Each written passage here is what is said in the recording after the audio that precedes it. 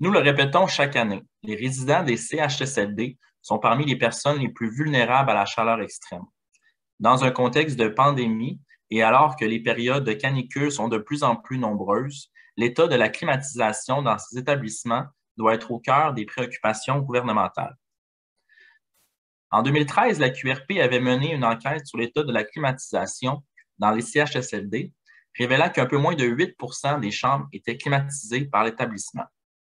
Afin de vérifier la progression de la situation, la QRP a envoyé au printemps 2019 des demandes d'accès à l'information aux 22 CIS et CIUS de la province.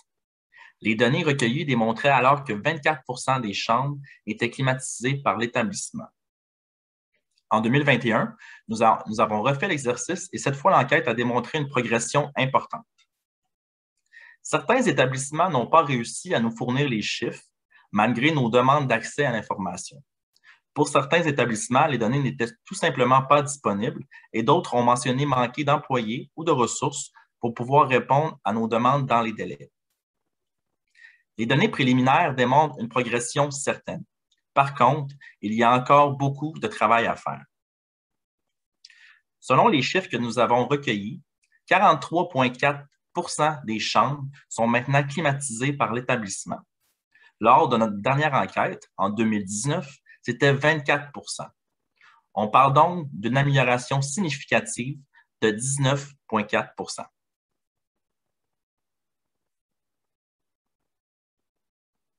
Quelques régions se sont particulièrement améliorées.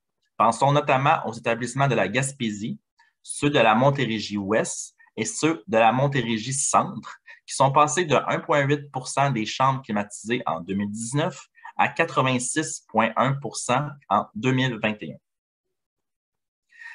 Ces chiffres démontrent surtout qu'en pleine canicule, il y a plus de la moitié des résidents des CHSLD du Québec qui n'ont toujours pas de climatisation dans leur chambre, ou du moins qui n'est pas fournie par leur établissement.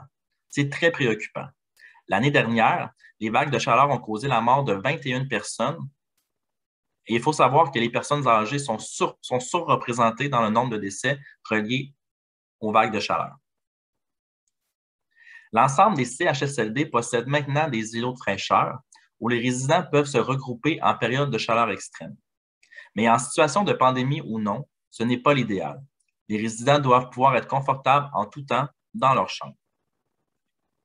Malgré une politique nationale sur la climatisation dans les CHSLD, les règles s'appliquent de façon différente dépendamment de l'emplacement du CHSLD. Dans certains CHSLD, ce sont les espaces refuges, les îlots de fraîcheur, qui permettent de rafraîchir les corridors, les salles communes et les chambres. Mais il y a d'autres établissements où c'est une climatisation centrale. Les résidents de tous les CHSLD peuvent faire une demande pour avoir un air climatisé dans leur chambre, mais l'État ne paie pas les coûts en totalité si le CHSLD se situe dans une région où la température est plus fraîche. Notre enquête a fait beaucoup de bruit. Notre présidente, Rose-Marie Tourné, a accordé plusieurs entrevues à ce sujet, notamment au Journal de Montréal et au FM 98,5. L'association continuera de suivre ce dossier de très près.